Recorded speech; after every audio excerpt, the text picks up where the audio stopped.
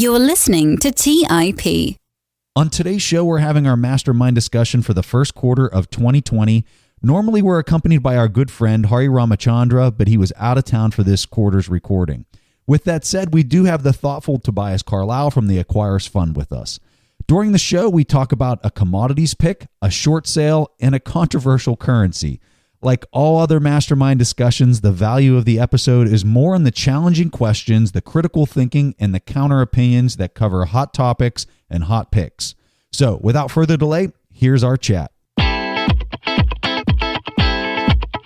You are listening to The Investors Podcast, where we study the financial markets and read the books that influence self-made billionaires the most. We keep you informed and prepared for the unexpected.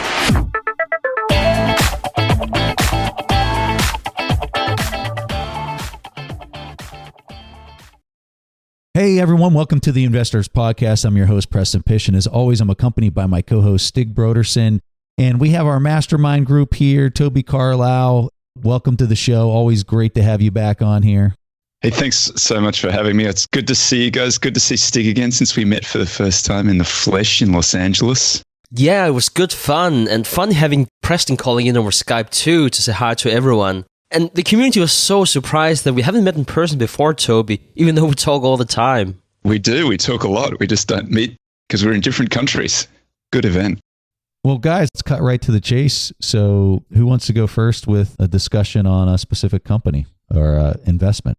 Well, I've got a name for you. I've got to say, I'm a little nervous about this one. It's a short, as always. I've been doing lots of shorting over the last year or so, I guess, since we've been talking about doing the last year of these masterminds. So the short that I want to discuss is Etsy. Just so you know, in the fund, we short positions small. So they're 66 basis points, which is 0.66%. So they're very small in the fund. And the reason we have shorts on them in there and we short small is because shorts can move around very violently. In the ordinary course, they're going to lose a little bit of money. But if we get a big crash like we're kind of going through now, what the shorts do for our book is that they stand up a little bit more than the market going down. So they do a little bit better than their weight in the portfolio, which is what they're doing for ours at the moment in the fund as the market's going down. So Etsy, everybody's probably heard of Etsy. It's a niche online e-commerce business. If you make something by hand and you sell it online, you're probably selling it through Etsy. So there's a lot of handmade stuff in there. They've basically had no competition for an extended period of time. And they've been doing pretty well. They do generate free cash flow. They're currently trading on 35 times cash flow. Enterprise multiples more like 50 times, PEs like 70 times. So it's extremely expensive. It's a $6+ billion market cap. They've got a little bit of debt in there, but they've got some cash balancing out the debt too. So they're basically a wash on an enterprise multiple basis. The issue for them has been twofold. One, their users are increasingly upset about the amount of money that they take and the way that they change the algorithm for these guys to be discovered, because some of these people, that's their livelihood and they're running businesses through these sites. And now there's a lot of competition coming up from, probably most concerning, the one is Amazon Handmade.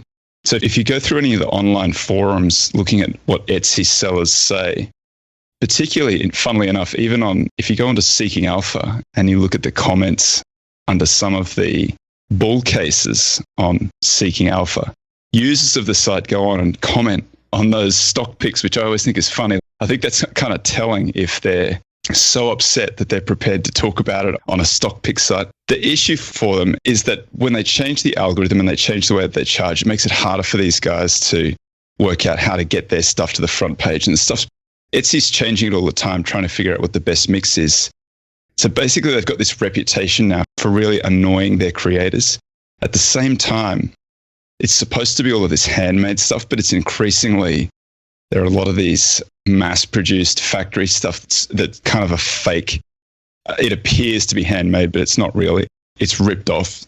And so they copy each other and they copy what's working and they do it on a mass scale, which again upsets the users. So I've seen some commentary that folks think that the profitability and the number of people who are prepared to use Etsy may have peaked. Now, that was my thesis coming into this podcast. This week, just before we recorded this, so I told you guys the pick about a week ago. In the course of this week, they've released some earnings. They've had a blockbuster earnings quarter. The stock has jumped pretty substantially over the course of the week. I'm not sure how much it's up, but it's 20 or 30% over the course of the week. And that would be something that would make me very nervous about a short that I was about to put on. And that would probably mean that I would hold off a little bit, because it's not a good idea to be trying to short into companies that are racing ahead like that. So one of the things that we look for is broken momentum. If you look at Etsy, it's down over the last year pretty substantially, and it's been falling all year long. But it's had a little bit of strength over the last month or so. So I think that, while I do think that Etsy has a lot of problems and it's extremely expensive, this would be one that I would just watch a little bit longer, even though we already hold it, because we just don't rebalance. We're likely to rebalance. Well, we do rebalance at the end of the quarter, which is late March. And I don't know at that stage whether it will be included in the next portfolio or not. At the moment, it looks like it will be. But it would depend a little bit on where the stock price goes from here. It's really interesting that you bring up the Amazon thing. I'm kind of curious how much growth they've seen. Are you able to find that number, how much growth they're seeing for their handmade Amazon stuff, Toby? No, it's fairly new. The offering seems to be, so Etsy says that they charge, it's 20 cents to list, and then there's 5% transaction fee, then there's another 3% processing fee, and so on. So Etsy's headline number is like 5%. They take 5% of sales. And Amazon takes 15%. But some of the folks inside Etsy say it's not right that they take 5. Once you add in all these other fees, it comes to 17. So even though Amazon seems to be on a headline level more expensive, at a practical level, it looks like they're a couple of percent cheaper. And just because they're such a huge site and they can share the stuff so broadly, not that Etsy's not, but it's a much bigger site, I think it's likely that they take some share. And there are some smaller competitors that are more niche coming through. And I'm looking at the top line, and so it looks like they are, is that right? 818 million for 2019. And the year before that, it was 604 million for their top line. So how is it looking quarterly? Does it look like it's slowing down and you're not getting that same growth rate or something? They've been growing very strongly. What we were trying to do here was to find that tipping point where that growth slowed and peaked. But I think that what the most recent quarter shows that they're still growing very substantially and they're still making a lot of money. So I'm just giving you the thought process of looking at one of these things in real time. And I would say that where I was more confident before the last earnings came out, the most recent earnings make me probably need to go back and have a look at this a little bit more closely. So I would revisit it closer to the end of the quarter. It's a tricky thing. We sent our picks to each other a week ago, and we were recording this the 1st of March. And as people who are following the financial markets would know, a lot of things has happened. At the lowest point, we were down like 15.5%, I think, which December 2018 was closer to 20. If we specifically look at that Q4 earnings that came out here last Thursday, and the stock popped 14%, which is quite a lot, especially the way the market behaved. I see revenue rose 35% for the quarter to 270 million, quite substantial. They had an earnings beat, and it's not so much that, it beat estimates by 9 cents. It's just more that in the day and age where it seems like as long as you just lose billions and billions of dollars, as long as you have a growing top line, we can still value a company for hundreds of billions of dollars. If we look at the revenue growth rates here over the past 3 years, or even over the past 5 years, we're looking at something in excess of 30%.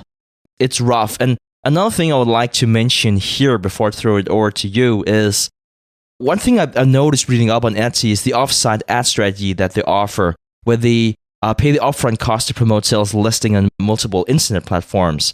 I'm not saying that this is a viable strategy. I mean, this makes me think of whenever PayPal paid people to refer their friends and actually just deposited money in their account just to get that networking effect going. But both active buyers and sellers has been growing in the 20% range. And yes, they might be burning a lot of cash, and yes, it might not be profitable to do that. But if the market just looks at that growing top line and just whatever kind of smidge they can see of profits, and then value that to be worth twice as much or whatnot. I think this is a stock that's really tricky to short, to say the least. Yeah, no disagreement from me there. I was looking at this pre the earnings release, hoping that the earnings release was going to be what I expected it to be, and then I'd be talking to you about it post a successful earnings release from my perspective. But I think the thesis is a little bit broken at the moment. I think that there's some evidence there that they are struggling for growth a little bit by the fact that they're going off platform and prepared to pay other platform fees. And the users of the site don't seem particularly happy about it because those fees are ultimately passed through to the people who sell on the site. If a sale occurs off-site, they are charged the additional amount. Etsy doesn't pay that amount. From what I could read, people seem to be pretty upset about that. But the point remains that it is growing at a very high rate, and the most recent earnings sort of seem to reinforce that view rather than show an end to it. So I'm going to wait until we see the next round again. But I still think that it's extremely expensive and it's got some problems. So I wouldn't necessarily be buying it long here either. Yeah, and I agree with that last statement. I don't think I would be shorting it, but I definitely don't think I'd be going long it either. You know, one person who did go long Etsy and who did actually bring that on to our network, that's Jason Moser from the Monday Fool. And on episode 15, he came on Millennial Investing, our new show, and he actually pitched Etsy as a long position, which I found very, very interesting. So for everyone who's very interested in the long side of that, they can go to a new show, Millennial Investing. We'll make sure to link to that in the show notes. What date did he pitch it? How recently? In all fairness, I can't remember when it was recorded, but it was published 20th of November. Pretty good pick there. All right, Stig, let's hear your pick. Right, so guys, I sent you this pick here a week ago, like I mentioned before, and that was ExxonMobil, stock ticker XOM. And at the time I sent that to you guys, it was trading for around $59. Now it's trading around $51. Don't even get me started on the price of oil since then. Right now, at the time of recording, the price of a barrel of oil has plummeted to $45. But let me pitch ExxonMobil here. I think most of our listeners know the company and what they do, but it's the largest direct descendant of John D. Rockefeller Standard Oil. And the company was formed in the current structure back in November 1999 by the merger of Exxon and Mobil. And it was previously the largest corporation measured in market cap of a public trade company, but that is many years ago. But today it is still one of the largest integrated oil companies in the world. And there were a few reasons why Exxon was on my radar. It was one of the most bought stocks by super investors on Dataroma. Keep in mind that if you do use Dataroma, that I would definitely encourage everyone to do. It's a completely free site where you can see what fantastic investors are investing in. Whenever you see the companies that invest in the most, since they manage for at least $100 million, it is very, very often larger companies that will show up there. But it was something that piqued my interest. It's trading at a 52-week low. It's absolutely hated by more or less everyone, which also caught my interest. And there was a little insider buying. It wasn't super significant, but from the CEO and chairman, he bought back here in February around $60 a share. So I was thinking for around that price, it might be worth looking closer at the stock. Now, if we do look at the performance over the past 10 years, as most of our listeners would know, I'm the opposite of a momentum investor, which is also why I'm pitching ExxonMobil. Annualized return over the past 10 years was 1.9%. Integrated oil companies in general are more or less flat over the past 10 years. And in this meantime, SPI, the major ETF for the S&P 500, has performed 12.5% in annualized return. So it's not your most popular pick that I'm pitching here. Now, the company has three different segments, given that it's an integrated oil company. You have the upstream, and you can think about that as the drilling. They have the downstream, meaning the refining and going out to the end customer, and they have chemicals division too. And they basically just do everything you can think of whenever it comes to oil and natural gas. They make everything from specialty chemicals to jet fuels, gasoline, you name it. So it's a very different pick than a pick like ConocoPhillips that's a heavy bet on drilling. As an example, it's not an upstream, downstream bet. Depending on where the oil price goes, it is more sensitive to the upstream segment. So if oil prices go down, it's typically not good for the company, but the downstream segment actually make more money in that case. So you don't get the same fluctuation, everything else equal. It's the first time in several years that the company reported a year-over-year increase in production, and it's slowly ramping up right now. If you look at the moat, I wouldn't say that it has a wide moat. You have other integrated companies like Royal Dutch Shell and Chevron, and one may have a little more exposure to natural gas than the other, but it's not a wide moat franchise like we like to see for many companies. If anything, the reason why I did pick ExxonMobil compared to some of the others are more that it comes at a very appealing valuation. So you might be asking, so what should go well? Like if you look at the company and the price just seems to slide on and on and on, so what would the catalyst for the business to do better? Now, keep in mind whenever you look at some of the financial statements for ExxonMobil that it has purposeful a bit declining production due to the lower price of oil. And in 2018, it made a major shift with a new strategic plan. And for what it's worth, this was all in the plan that it will phase out a lot of projects, which is also why you have seen less production. But now they will start to ramping up their production. I don't think that the current oil price of $45 was the plan at all. In the they use a generic price of $60 for a barrel of oil, and they have a sensitivity analysis in terms of how that would look. And it's expected to be fully implemented in 2015. In that case, at that time, the capital expenditures would have been $35 billion. They would look at something like $60 billion in operating cash flows. So if you look at the valuation, I want to be quite conservative. I also do know that a lot of energy is needed for the world to continue to grow. And if you look at the past 55 years, 51% of those years, we actually had a positive GDP growth. If you look at the projections of what we've done in the past, we're looking at something like 4% growth. So this is more or less my growth rate. And then I've just added a little more if this plan is realized in 2025.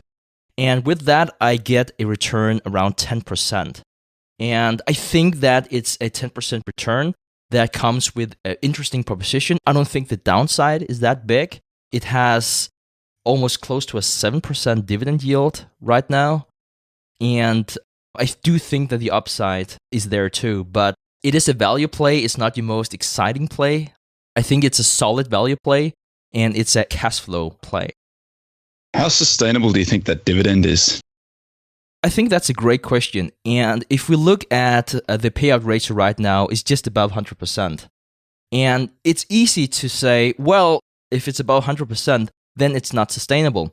And I think that's the wrong way to look at dividends. If we look at ExxonMobil, it has hiked dividends for 37 consecutive years.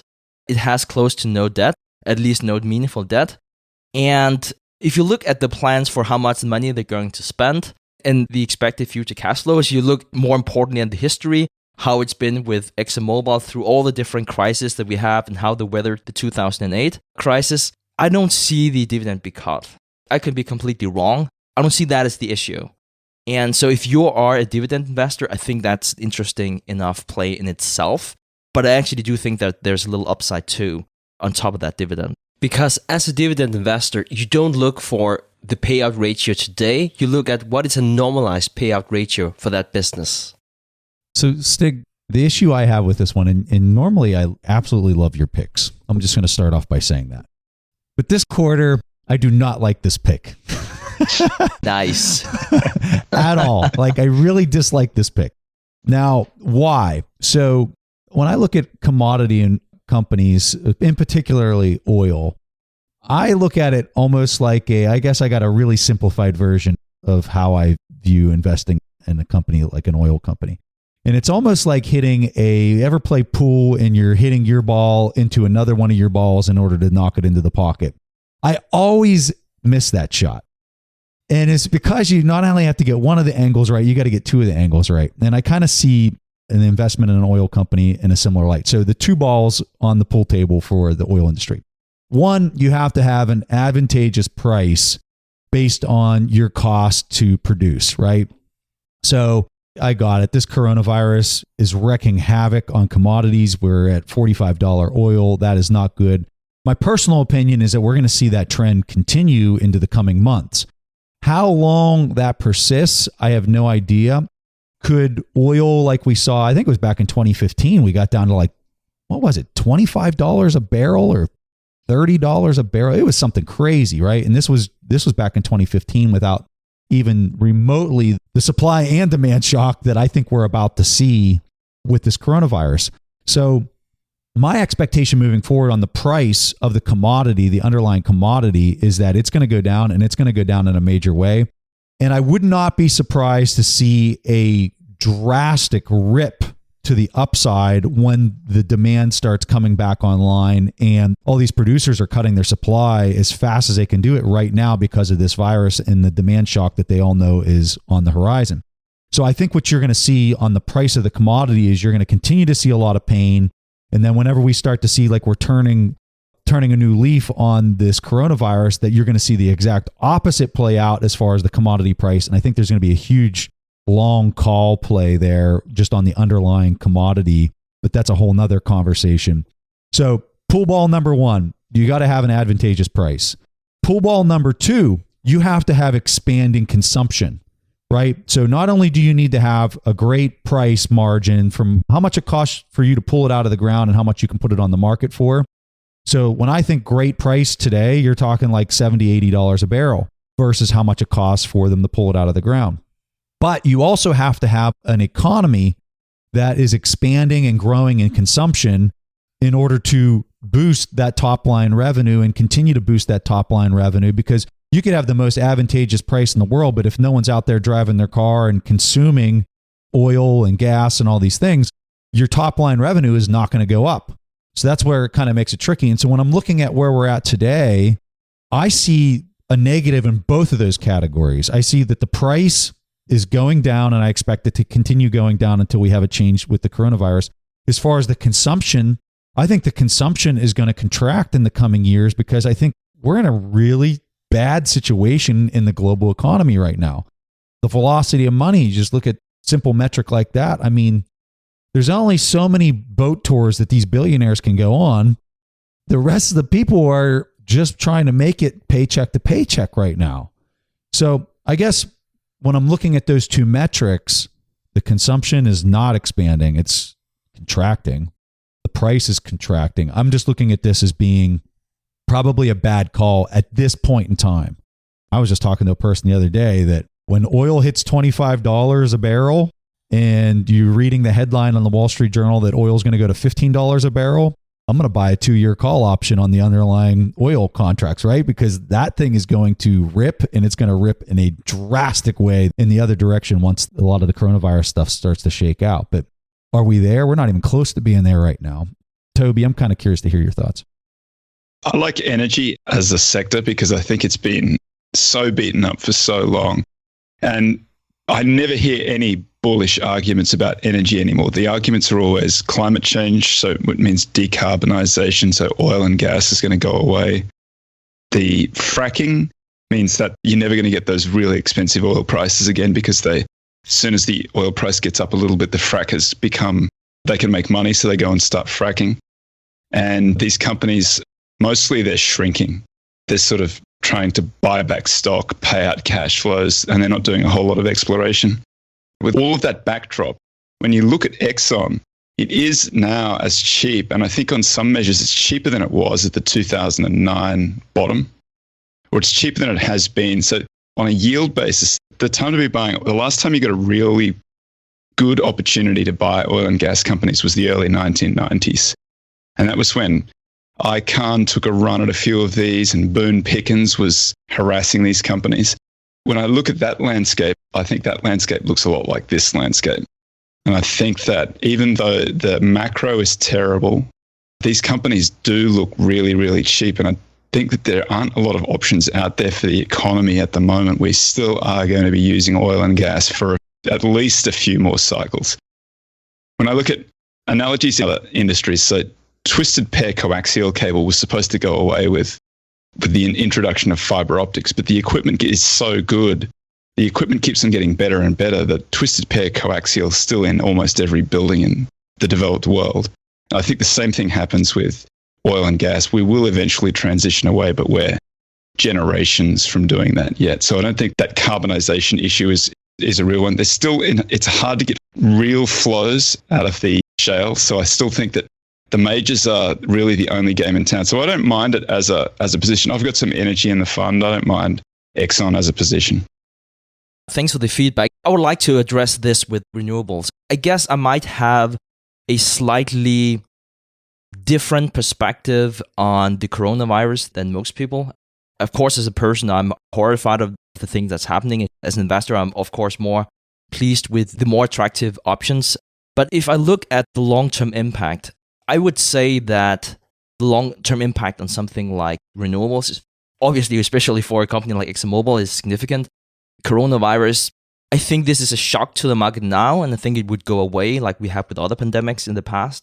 But I would like to address the renewables because I think it's important to talk about that because we can't be blind to what's going to happen with oil, given that we have more and more renewables. And I think that we have ingrained in us, we have an availability bias. There's this famous example, like, do you think that there are more words starting with K than having K as the third letter in that word? And, everyone, I'm going to tell you what the point is, but everyone would say, yes, I think there is more words starting with K because that is what we can think of.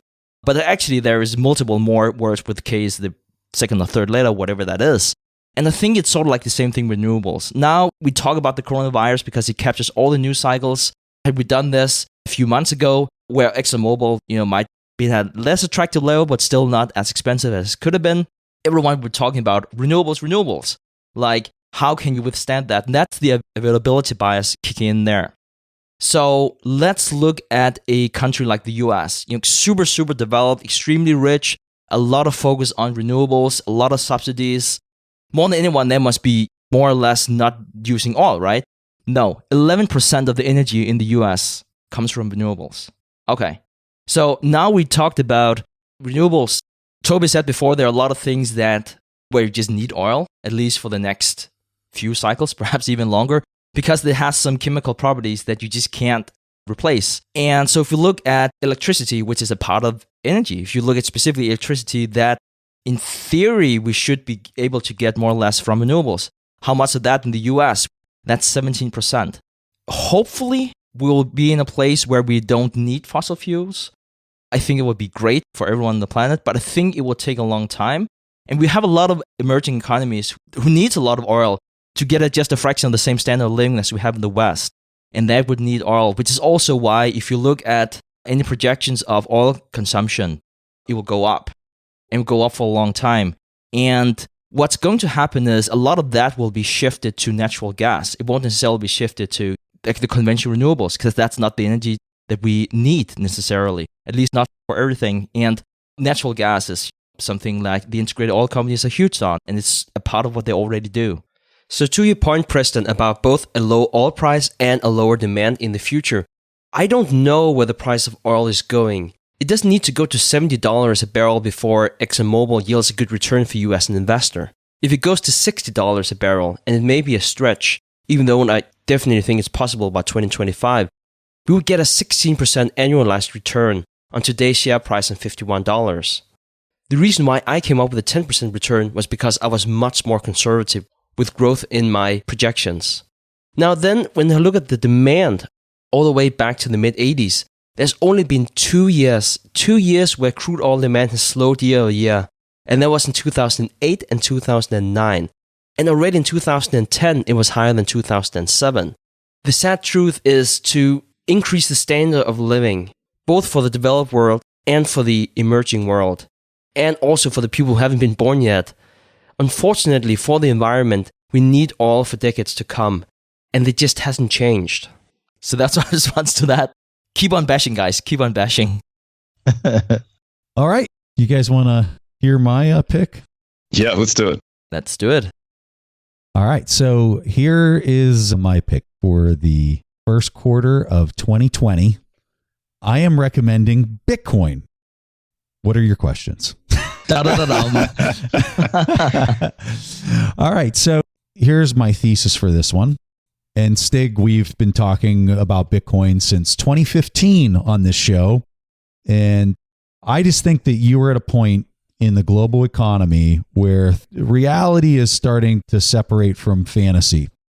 And what I mean by that is today, 23% of all bonds in the entire world, which you could roughly say the bond market is nearly $100 trillion. It makes the stock market look like a pimple, right?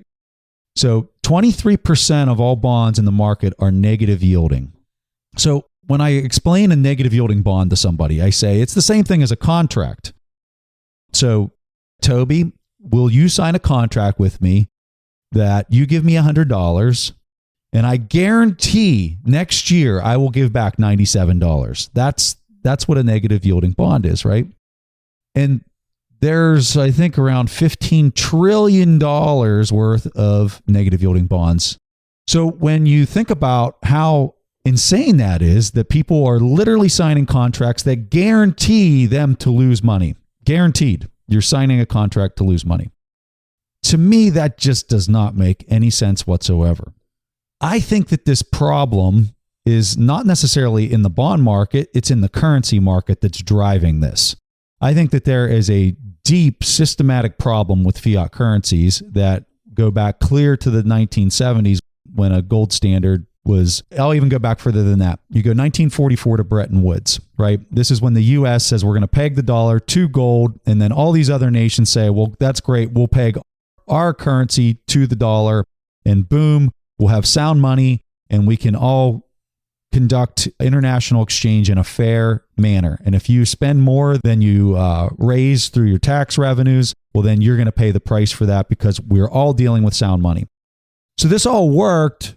The U.S. manipulated their money multiplier up into the 70s, and then we couldn't make good on the gold promises. The promissory, you bring in paper money and we'll swap it for gold. So that all fell apart.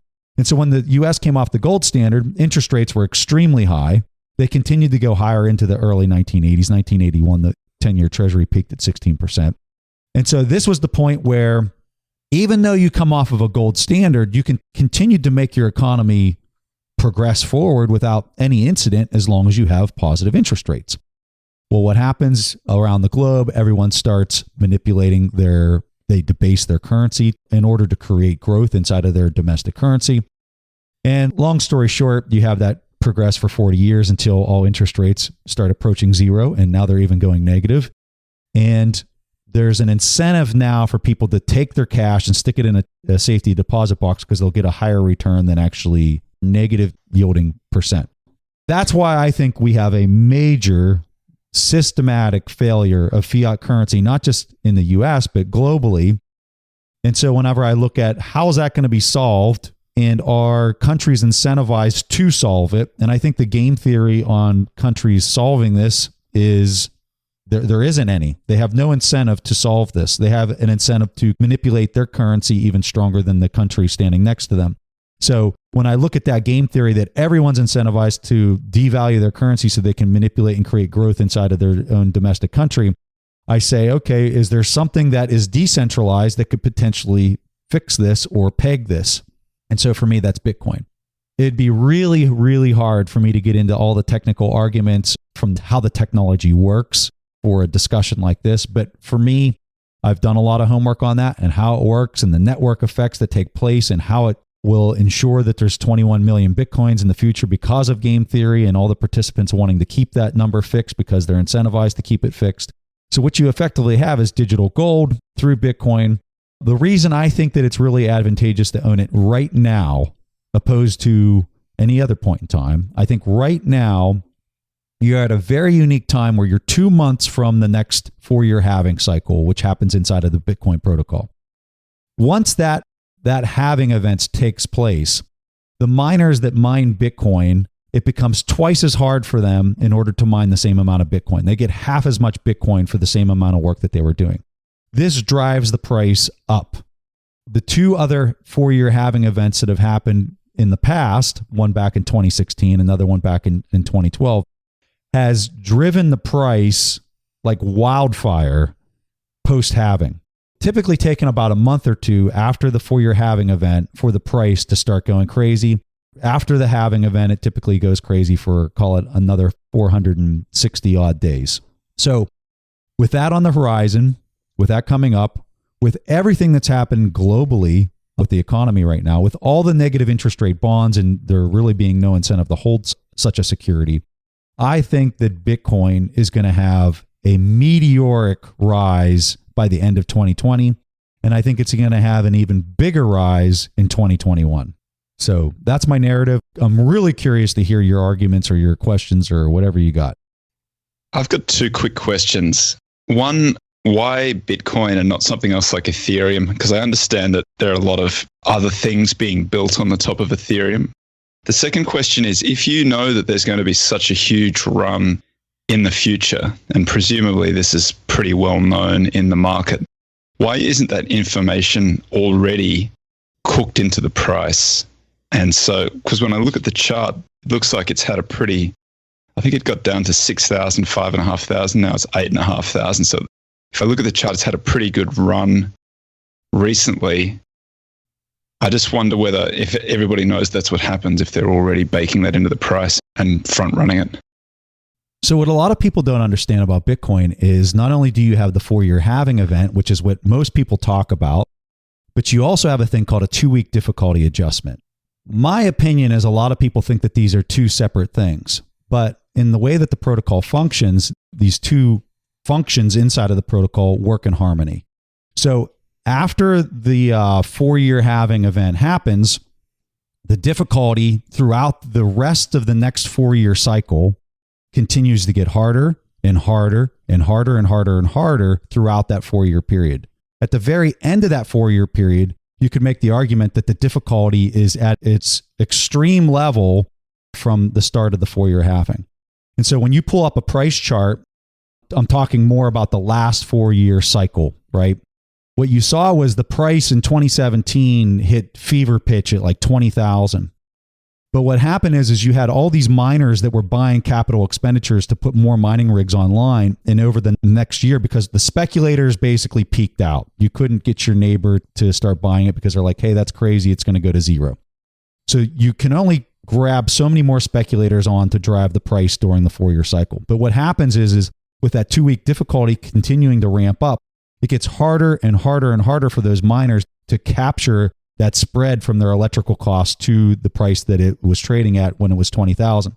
So they keep buying and buying, trying to capture that huge margin. But what they do is they actually drive the price down to what I would call, and I'm sure many people would roll their eyes at hearing this, is an intrinsic value that's being calculated through, I don't know if you've ever seen this Plan B article. No. So I can send you an article and we'll have it in the show notes where there's a calculated value of where the price is basically swinging to. It's almost like you're pulling a string in a direction during this 4-year cycle where it swings really abruptly and it swings back the other way. And then it comes to this equilibrium intrinsic value price. And for today, in the 4-year cycle that we're currently experiencing, that's around $8,600. And that's exactly where it's trading today, is $8,600. If you want to try to pull that price higher, let's say you had a billionaire come in and buy $1 billion worth of Bitcoin, the price is obviously going to get bid, but then you have so much mining power that's sitting there that's going to mine the living heck out of that as fast as they can. And because of the competition, it drives, and because they have to sell their treasury of Bitcoin, they have to sell that back down into this equilibrium price until the next 4-year halving event. How do you arrive at that intrinsic value? Well, so it's kind of interesting. So he has an entire article on it. I'm not going to do it any kind of justice on how he's actually determining this. But just to give people a heads up, after the next 4-year halving, the intrinsic value bumps to 100,000. It goes from where we're at today at 8,600. It bumps up to 100,000 after May. I know this sounds crazy, but this model has a 95% R-squared value over the last decade, and it's co-integrated, which means that it's statistically proven that the price based on the stock to flow model that he's coming up with the intrinsic value with is a co-integrated model, meaning that it doesn't step outside of a certain range. And that has been statistically proven over the last decade with 95% R-squared value. It's not the cost to mine it. It's not some derivation. What the stock to flow model is a derivation that comes out of the gold markets and commodity markets. And what it's doing is it's looking at how much stock is there in complete existence today, right? And then how much flow is being dropped into the market on whatever rate you want to use, whether it's minutely, hourly, yearly, whatever, that stock to the flow rate drives the price to a certain intrinsic value point. So whenever it goes through these 4-year halving events, that stock to flow tightens like a noose to a much higher level, which then drives the intrinsic value of it higher and higher and higher. I think that this was done on purpose for these long 4-year periods. And the reason that I think that they were done on purpose was in order to allow entrenchment into the existing financial rails in order for this to become global money. Toby had another question here. So the question about Ethereum. What I would tell you, one of the reasons that Bitcoin has not had any hacks since the protocol has gone live. Now, you've had exchanges that have been hacked, which are completely different. That'd be like, if I was going to use an analogy, that'd be like saying, oh, Amazon was hacked, but the person would say the internet was hacked, right? Those are two very different things. Bitcoin has never been hacked. Exchanges have been hacked. With Ethereum, you have a protocol that first of all does not have a proof of work mechanism to it where the energy cost is driving the valuation. They have what's called a proof of stake. I think this is a severe limitation that prevents it from having the network effect and the price that you have with Bitcoin. The other thing that I think is kind of an issue for Ethereum is they have gone through many forks historically because there's a lot more attack vectors inside the protocol because it's a lot more complex.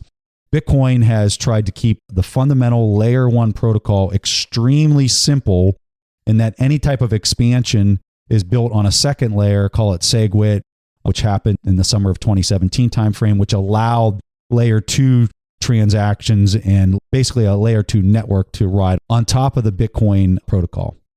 I remember whenever Preston and I started covering Bitcoin, and I think we already did that back in 2014. It was pretty early, and I remember reading a book about it, and I was very fascinated about it. And then Preston, as you know, much smarter than me, took a position, and I said something like, "It's the stupidest thing I ever heard." And then at a later point in time, Preston more or less forced me to buy Bitcoin, and that's whenever you know you have a good friend. So take it for what it is. Whenever you hear what I have to say now, but I remember back then, whenever we looked at Bitcoin, and everyone was talking about Metcalfe's law at the time, and that was originally presented back in 1980, and it was all about how to measure the value of telecommunications network and how that's proportional to the square number of connected users. And since then, Facebook and Tencent have shown this progression using Metcalfe's law.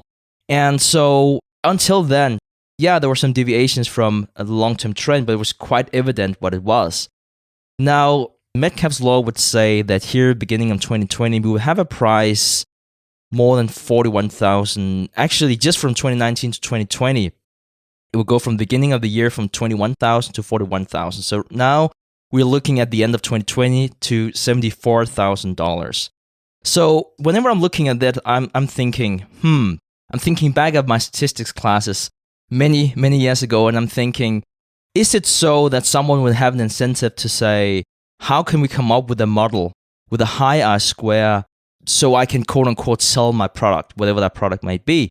And I'm looking at it, I'm like, I don't hear a lot of people talking about Metcalfe's law right now because it seems to be broken since the end of 2017 where the price should be $10,000. But I hear a lot of people talking about the stock-to-flow ratio because the stock-to-flow ratio model explains that it will go up now, and now the R-square for that is higher. So is that what we're looking for? And then specifically to what Toby would be saying about the halving, I speak to a lot of people, and I know I might be biased in terms of the people I speak to. Everyone talks about the price has to go up because of that halving, and I'm thinking, how is that price set? And yeah, we know that a price is set with demand and supply, and that's true. And if you say, well, it's going to be halving, so it's going to be a less supply, it's like the 2-second analysis would say, okay, then price would have to go up. That is true, but consider this, that the price we're looking at right now is those people who are willing to make that trade.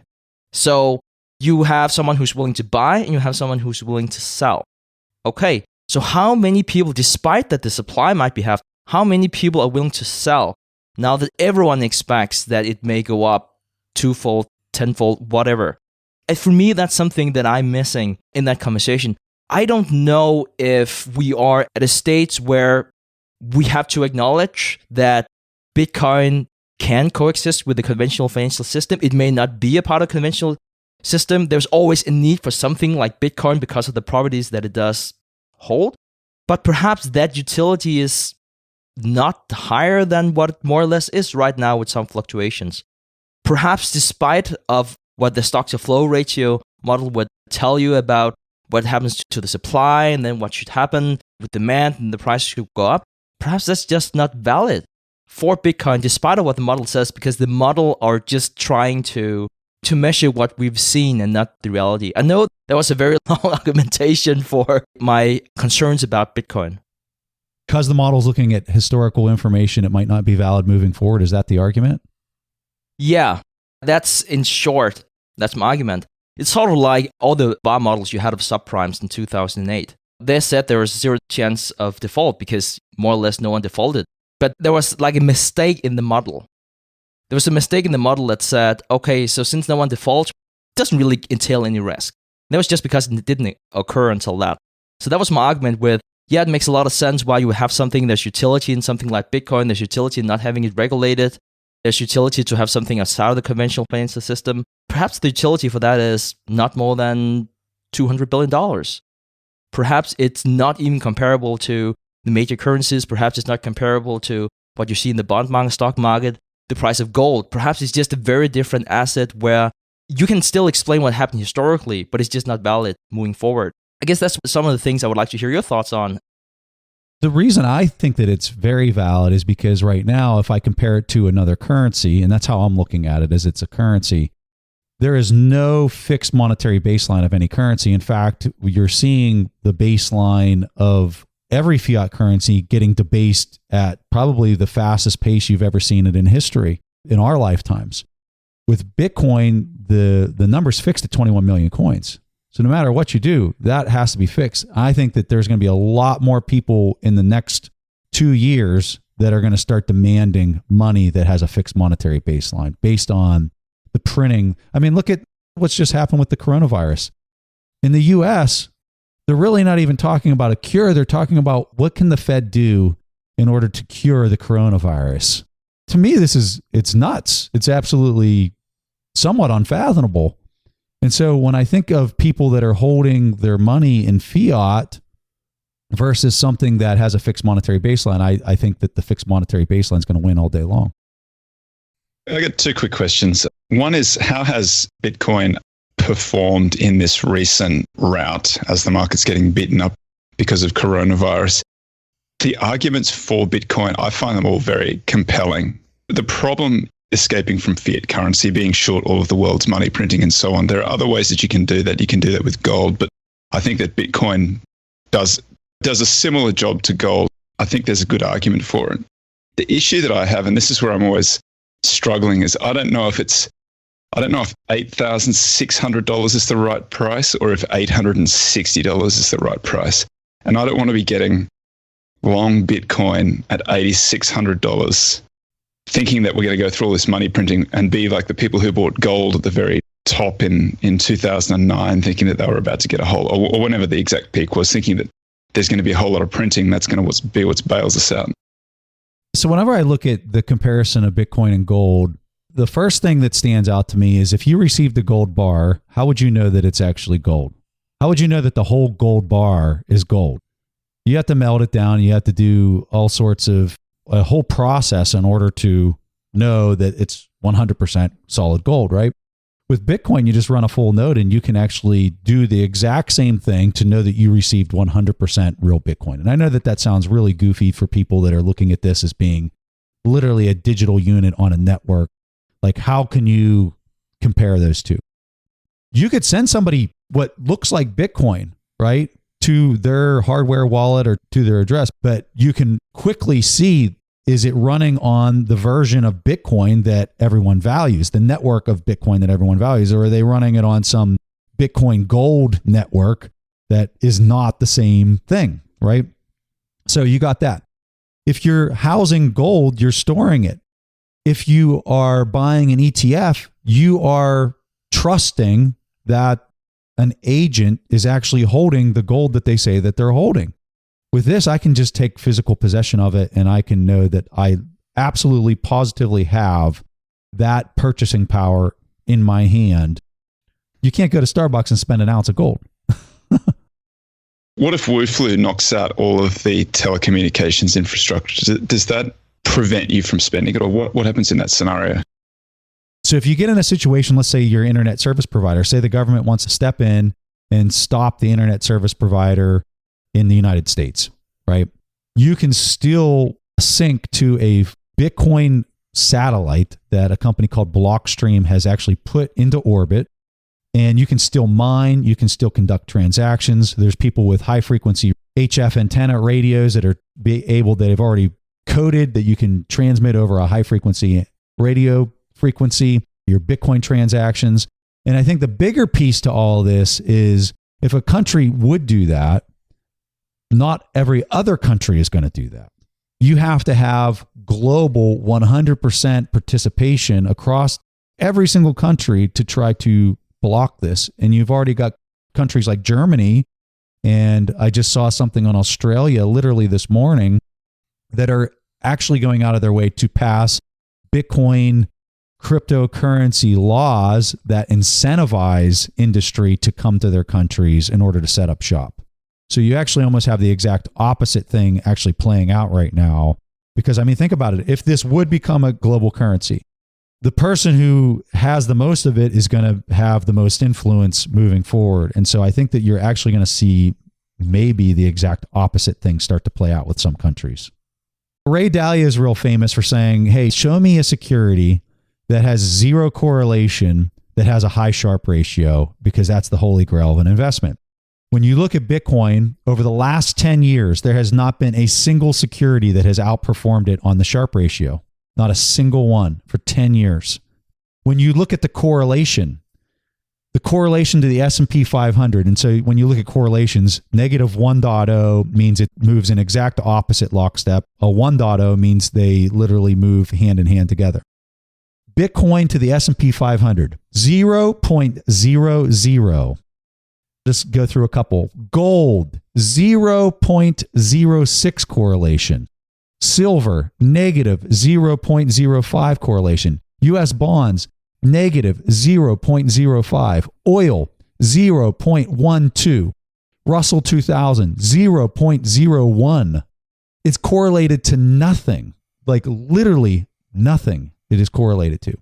I would argue that the reason it doesn't have any correlation is because what's driving the price is the stock to flow, the 4-year halving cycle, in harmony with the 2-week difficulty adjustment, is absolutely driving the price action to date. Now, whether that's going to continue to happen moving forward, to Stig's point, no idea.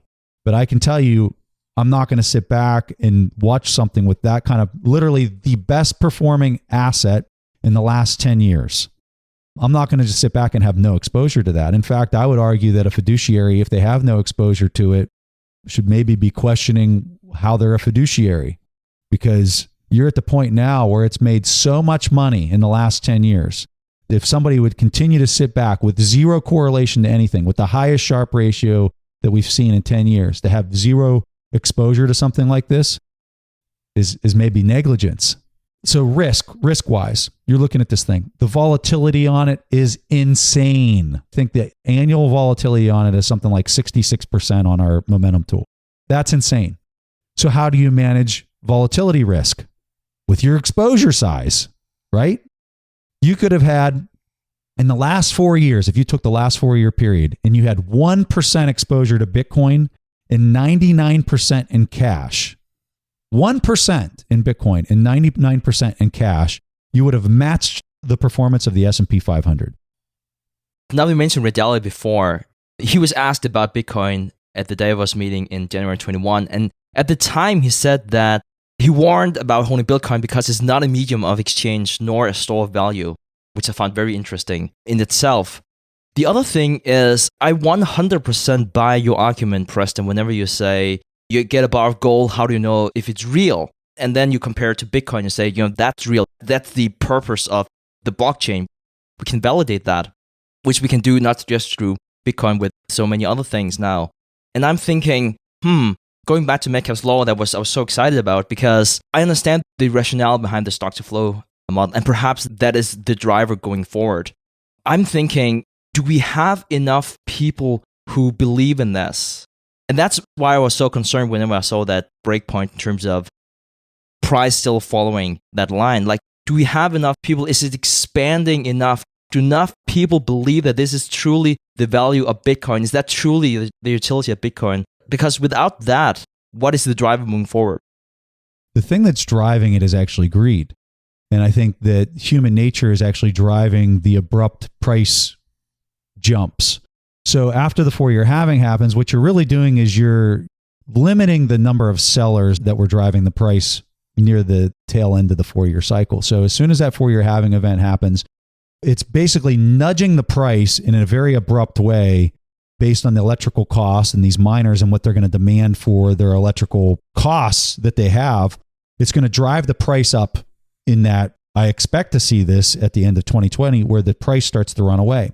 And then what I think you get is you get speculators that come in and they see, oh my God, Bitcoin's up 300% this year, and then they pile into it. And I think that that's what drives it through that last part where it passes through this stock to flow intrinsic value. When it passes through that, those are the speculators that are driving it. And then I think the reason that you don't see sellers in it is because you have people. I mean, when I talked about this in 2015, it was $220. I took a position, right? Now it's at 8,000. So that position, and there's many of other people that have taken positions in 2012, 2013, 2014, and they've locked in such massive, unprecedented gains that if the price goes to 15,000 back down to 8,000, they're so far in the money from where they initiated their position that it's somewhat laughable to even think that they would be sellers at that point. So what I think you have, and there's some charts out there. I can't remember where I saw these charts, but what it does is it shows the number of people that purchased, and it shows how far in the money they are based on the movements of the Bitcoins on the network. And all this can be calculated because you can look at every single public address, right? And so you can see Bitcoins that haven't moved since 2013, 2014, 2015, they're stagnant. So if you're removing those sellers out of the market because they're so far in the money, that lack of seller, that lack of person selling is driving the price higher in the next 4-year cycle, is why I think that's why you're seeing the dynamic play out. But the real answer is nobody knows. There's something that has driven it in the past. I expect to see something similar play out because there's been literally no change to the protocol. So I kind of expect to see that dynamic just continue to play out through the future halving cycles until I guess it becomes global money. I think it's a fascinating thing. I think that it's one of those things that if you are a naysayer and you think that it's crazy talk, well, then just ignore it. I mean, you don't have to have exposure to it. If you think that some of the arguments make sense, I would tell you give yourself 0.01% exposure if you think that the volatility is just so much risk, just so you can have fun watching the crazy wild ride. But I'm at the point now where I think that this is going global. I think this is a mainstream thing. I think that when you turn on CNBC and you see people talking about it literally almost on a daily basis, I think it's actually becoming a real thing. And I think it's something that people should really do their homework on. With 60% volatility, if you don't understand it, you're going to lack the conviction to stay through the wild ride because you might have a 20% swing in a day. So if you don't have any type of conviction or understanding of why it would potentially become a global currency, you're going to sell the position. It's not going to work out well for you. So I really encourage people to do your own homework. Challenge everything that I said. Don't believe anything that I said. Just try to do your own homework and understand it. And then maybe that will allow you to look into it more, and maybe you do take a position. Preston is usually right. I think last time he pitched stamps.com, and since then it went up from 46 to, I just checked, $141. I think that should be like the norm moving forward. We would expect at least triple moving forward with your picks from quarter to quarter. You want to hear my price prediction because I'm saying it's a buy right now. I'm expecting, this is how much I think this thing's going to move. I'm expecting 20,000 at the end of this year, 2020. I'm expecting 200,000 within the end of 2021 is my price prediction on Bitcoin. So we'll see what in the heck happens. I know that's a very absurdly bold call. I hope I'm right. Wish me luck. And if I'm wrong, make sure you throw as many stones as possible to my Twitter account. All right, and if you're right, it definitely pays off to have a good friend like you, Preston, who would force your friends to buy Bitcoin. But if you want to have our stock pits sent directly to your inbox, you can do that completely for free, and you can just sign up at tipemail.com. That is tipemail.com. And we also do a short write-up of the current market conditions. If you are interested in hearing more stock pitches, of course, you can go back and listen to the previous Mastermind discussions. I also recently recorded an episode with Toby where we talked about Southwest Airlines. Since then, the price has only gone down, so it might even be a chance to buy into an even more lucrative position right now. So really briefly here, Toby, I don't want to put you too much on the spot. How do you feel about Southwest Airlines trading at $46 right now? Yeah, I like it. I think it's very cheap here. It's a travel-related stock, and coronavirus has made everybody throw the baby out with the bathwater, but they're mostly domestic US. So I like Southwest. I think it's the best managed airline out there, and I think all the airlines are cheap. Fantastic. And guys, you can listen to Toby's pitch at theinvestorspodcast.com/extra. So theinvestorspodcast.com/extra. We also got to have a link in the show notes. You can do a 7-day free trial and listen to all our new extra content that we pump out. Toby, I know I get so many comments from people just saying they love when you come on the show. You've got your own podcast. You've got a bunch of things going on. Tell people more about yourself. My day job is running a fund called the Acquirers Fund. It's an ETF ticker ZIG. It's long, short US deep value equities. It's been getting beaten up in this last little rout, but we're not doing too badly. We're outperforming on the downside at the moment, which is what the fund is designed to do. I also run a website, Acquirers Multiple. I've got a series of books out there. You can find them in Amazon if you search my name, Tobias Carlisle. And I do a podcast, different to you guys, but definitely inspired by being on this podcast quite a few times, called the Acquirers Podcast. We're growing pretty quickly. I wish I'd started it earlier, so check it out. I have a lot of fun doing it, talking to friends of mine who are value fund managers. We just talk about whatever the topic of the day is, so check it out. Thank you, Toby, for coming on the show once again. All right, guys, at this segment of the show, it's time to play a question from the audience, and this question comes from Osman. Hi, good afternoon. My name is Osman. I'm from the United Kingdom. I'm only 37 at the moment, so I'd like to think I've got a long time left, to really sort of sink my teeth into this. If I were to follow Warren Buffett's philosophy, which is stick money in the market and don't touch it, then how exactly do you pay yourself, and how do you maintain your own personal cash position in terms of your bills, your rent, your mortgage, car payments, etc., without having to pull down bits of your position or draw down from the market, almost sort of profile yourself in a way where you can start to pay yourself on a monthly or quarterly basis to maintain your own personal bills whilst you're seeing your portfolio grow in value? Thank you. That's a great question. Warren Buffett has a different approach to why he's investing. Aside from just enjoying the process and providing for his family, he wanted to compound his wealth and have his wife, Susan Buffett, give it all back to charity. Now, sadly, Susan Buffett passed away back in 2004, and Warren Buffett later decided to pledge more than 99% of his net worth to charity, primarily to the Bill and Melinda Gates Foundation. Now, you might be saying then, for good reason, that you're not a multi-billionaire, so how does this principle of holding a stock forever apply to the rest of us?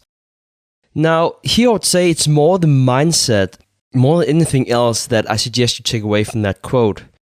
You want to invest in a company that has such a substantial competitive advantage that you could hold it forever. That is how you should start your investment process.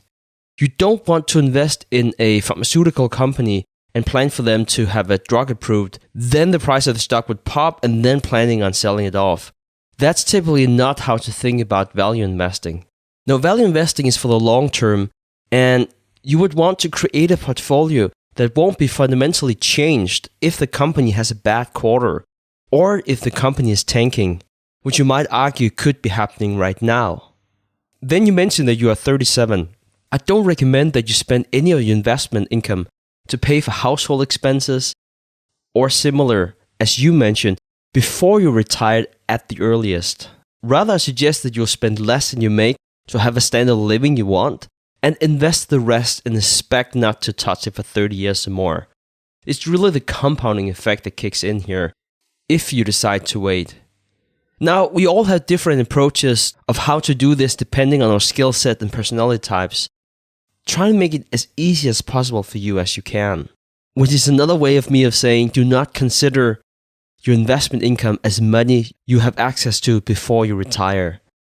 Now, if you are set on having an investment income before you retire, one solution is to invest in a dividend income portfolio where perhaps 50 to 80% of the earnings are paid out in dividend and live off of that. And this is good, especially if you're okay with knowing that you might have gotten a better return if you selected compounding stocks that didn't pay out a dividend. The other solution is simply to sell a fixed percentage of your portfolio every year, say 2%, and treat it as your income. Knowing that the stock market in real terms have yielded 7 to 8%, you'll still on average compound your portfolio and have a steady stream of cash flows from your portfolio. So, Osman, I really like the idea that you're touching on here with Buffett's quote about holding something as long as you possibly can. And like Stig said, you're trying to buy a company that has just this enduring competitive advantage. If you follow anything Buffett related, he talks about this idea a lot. I'm going to read something from the start of The Intelligent Investor. Warren Buffett wrote the preface to The Intelligent Investor, at least the more modern publications of The Intelligent Investor.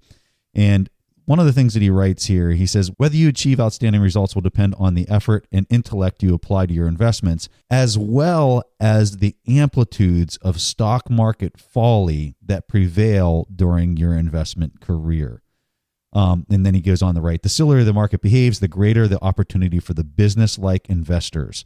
And so what he's talking about there is not only do you have to lock in these companies that have these enduring competitive advantages, but you have to seize the opportunity when the market comes along, and it doesn't come along often, where it gives you these really juicy prices.